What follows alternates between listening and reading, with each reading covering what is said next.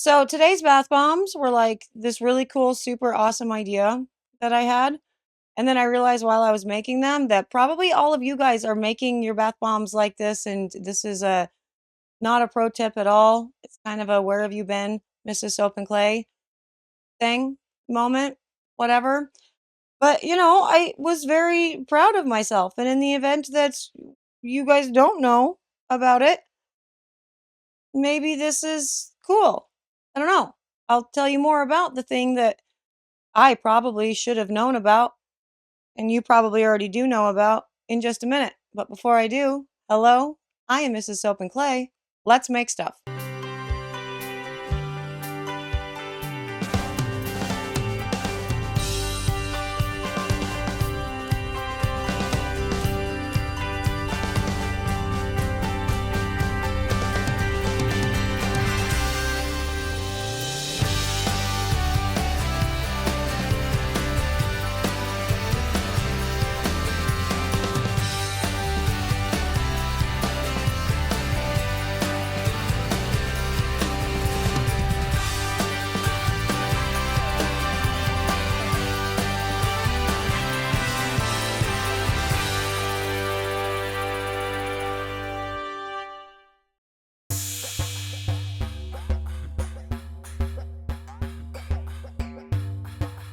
How's it going, Sudzers? Welcome back to the channel. You are at Soap and Clay, where we make all the soapy things. And you are here for week 3 of year 3 of all the soapy things. And today we are doing more bath bomb fun and more airbrush painting fun and also some fun like inserts into bath bomb fun thing, which again, I've done before with bath melts. And so I don't know why I had this weird aha moment like, oh my gosh, this is brilliant, when I was looking at a little bit of extra bath bomb powder left over that won't quite fit into, a bomb. Anyway, you guys probably are already doing this, but in case you're not, let's go to the video and we can talk about the things that you're probably already doing. And I can also show you some really pretty bath bombs.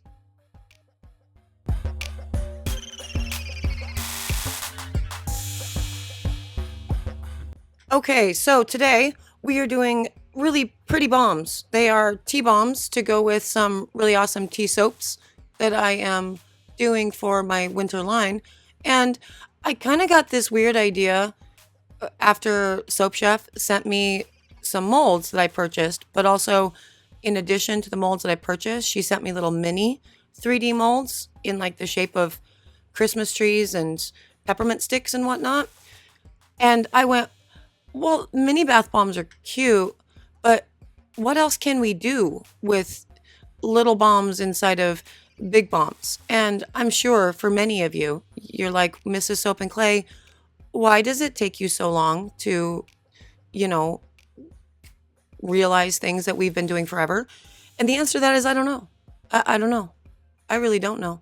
But I thought it could be a cute idea to put little mini bath bombs into bigger bath bombs and then like do some airbrush painting and stuff, really, I guess, because I'm obsessed and I really can't stop with the airbrush stuff, and I am going to figure out the whole process eventually. But for now, I'm just using a little funnel, a mini funnel, to create the circle there. And then I'm going to take some bath bombs that I put into a silicone mold and sort of just press it in to the fresh bomb. And I will be showing you this with the pink powder as well, so you can see it better, because white on white is kind of hard to see. But another option, another way to do this is to, obviously just put it in the bottom of the mold itself, and it produces a completely different vibe and, way that it looks, really. And I was very interested in this, thought it was going to be like, a really cute idea and bonuses all around. And we're going to talk about the bonuses all around in just a minute. But, look at that. Super cute.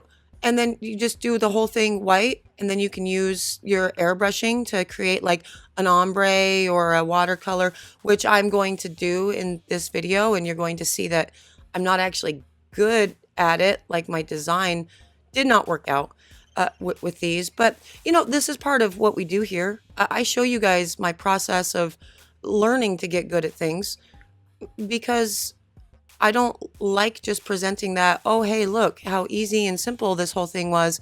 No, I have like failed things. And while I'm doing my scheming too, just like all of you, like no person is perfect at all of this stuff right away. So you get to see that.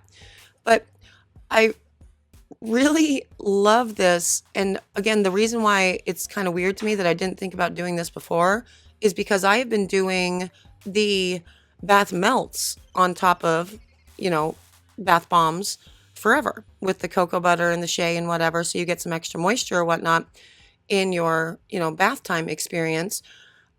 But never thought to do this. And this is why it's a cool idea, I think, because we all have mini molds hanging out, right? Just small molds for flowers or peppermint sticks or whatever, right? Just the little molds hanging out. And also at the end of every single bath bomb batch, we always have just a little bit of powder left over, right? Not quite enough to create one more bath bomb, but also not so much, but also like too much to feel okay with just throwing it into a tub or a sink or whatever to test, the bomb fizzy. Because for me personally, I actually like testing the entire bomb once it's done and then like filming it in the hopes that I will eventually actually put it on TikTok or Instagram, but I never do. They're on the website though, all my fizz tests, all those little videos, so that's fun. But anyway, I always have a little bit of extra bath bomb powder left over, right? And for that, this is like really kind of smart because you have that extra bath bomb powder left over. Just have yourself a little silicone mold or whatever for your minis, like these guys, and just put the rest of the bath bomb powder in those and then use that for another project. Smart, yeah? I think it's great. It's a great idea. And so I've been doing this for how long? And I'm just coming up with this. I know. I'm slow. But I really do love the daisy on top of that pink that's just like giant sticking out.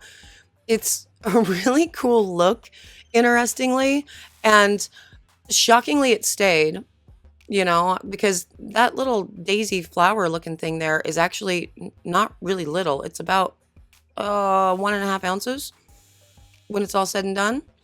And just it's sticking out like that. I don't know. I think it looks really cute. What do you think? That also looks cute with the succulents or whatever sort of inside. But I had a hard time with all of this really figuring out which one I liked the best, like which look. The one where I put the flower inside the mold and then build around it like this, or where I press it in afterwards. I really don't know which one speaks to me more, but they both speak to me in fun ways. And I really keep looking over at that daisy all super sticking out there and kind of into that for sure.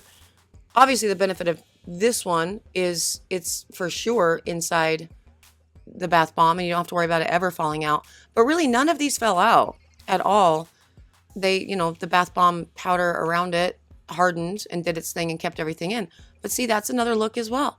It's very pretty. I kind of like the dimensions, though, that come along with the one that's sticking out. Yes, I've just spent the last several minutes talking about, just the daisy. But I like it. I think it's really cute. And I'm, again, kind of shocked that I haven't thought about doing this. But this was the extra bath bomb powder left over, because, again, not enough to make another full bomb, but too much to just justify throwing it in the sink or, out the door or whatever. And so I just made some more little minis that I can use in the next batch of these bath bombs to create the cool little toppers and interest. I like it. Also, you could just pack these in little bags for, mini bath bomb things too. I don't know. I have no idea, but I thought these were really cute. I loved this. I really wanted to share it with you. I am sorry if this is just known stuff for you guys, but I dug it. Now let's go mess these up by painting them.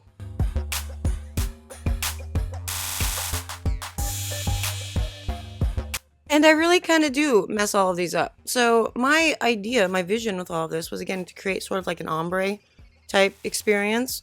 And I was going to accomplish that by taking a mica slurry for the airbrush system with a little bit of mica, and then continuing to add more and more with varying colors until we eventually just get to brown, because eventually everything just turns brown, right? To darken everything up as we go. And I don't know, I thought that in my head, this was going to be a really cute, well, like an ombre, really, and something, pretty. And I really didn't end up achieving that with any of these different color, like the base color examples that I had tried. I didn't I didn't do a good job with it. I'm not super artistic with any of this. And what stylus am I even using? I think I'm using the stylus that I broke. No, I'm not. I'm using my new air gun right now. Yeah, so I have a new proper air gun thing. It's really quite fancy. It has a very big compressor attached to it, and it's very loud, and it's very powerful. Like, it actually does all the measuring the PSI and all the crap. It's wild. But I don't know. I'm just not good at things. Like, I had an idea and I sort of failed in practice. But the good thing about all of these was it allowed me the opportunity to continue playing with the ratios of the micas to get to the right ratio, as far as I'm concerned, to, use to do your airbrush. Because again, as we talked about in what I think the waffle and fortune cookie video, I like the addition of the glycerin, because you really do need a more viscous solution in order for this to properly work, whether you're doing gravity fed or not. I like the glycerin because it does create a thicker solution, which is good, which ultimately means the mica, which can never actually disperse in a product like this, is being suspended a bit better with the glycerin. And therefore, you're using less rubbing alcohol, which is good, because rubbing alcohol dries out your bombs and makes them fragile. And also, but you're still at the point where it's like, well, the color amount, the laying down of the color, you now have to start playing with how much mica goes into the thing. And the answer is a lot. Like, ultimately, what I ended up finding was 1 tablespoon of mica to 3 tablespoons of rubbing alcohol and 1 tablespoon of glycerin was my sweet spot to do a properly pigmented, system with the airbrush without using, pigments and like lakes and dyes, because I don't use those. I don't even have them they don't exist in my shop. I only have micas for a lot of reasons. And so that was kind of my finding. It was kind of quite a lot when it was all said and done. There's a lot of mica that goes into it, and that's kind of wild for me, considering I am very stingy with my micas when it comes to soap making. So this was a very interesting experiment. Also, within all of this, I did find that you can totally just mix up your colors into little containers and just keep them, and then they're ready to go, like whatever colors you want with your mica and your rubbing alcohol and your glycerin. Give them a nice shake, and then they're ready to go with your air compressor sprayer system thing.